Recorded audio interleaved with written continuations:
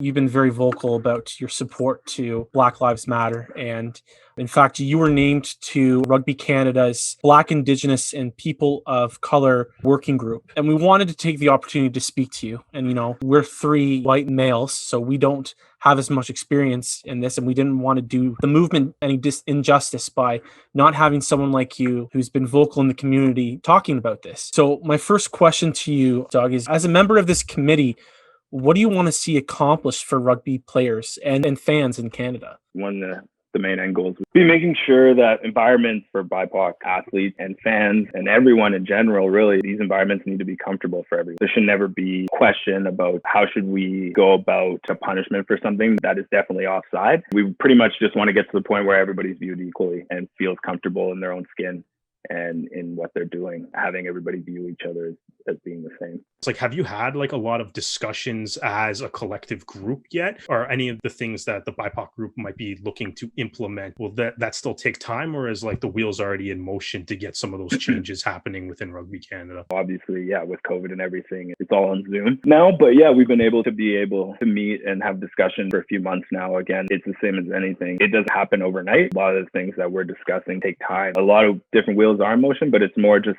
we're trying to be able to keep those wheels moving, get things going still. We don't want things to get left behind or forgotten. That's kind of what happens generally over time. A lot of these conversations, it's not the first time they've happened, but it just gets forgotten or pushed aside, right? Perfect example is you look at what Colin Kaepernick did in the NFL. It was a big story for a while there and then fell out of the public eye. And now we're back at it all over again, right? That's kind of where we come in a sense, and trying to like push that agenda and push these topics with higher ups at RC. We've seen some of your fellow athletes from Rugby Canada and members of the BIPOC working group, Pam Busla, Charity Williams, and Josiah Mora, take more of an active approach with the Black Lives Matter. Pam organized one of the protests in Victoria, and Josiah and Charity were speaking members. So we are seeing some of this kind of go in motion, but I would imagine a lot of this would also revolve on having rugby also being played as well. A lot of the stuff that we're discussing, obviously, in that group is with regards to Rugby Canada, things that we can do during our games or our trainings, our warm-ups, our media events, whatever. That's kind of where this group is talking. But yeah, Pam, Charity, and Joe are all doing a heck of a job in their own right, with not only regard to rugby, but just within the community generally. But yeah, this group is mostly based with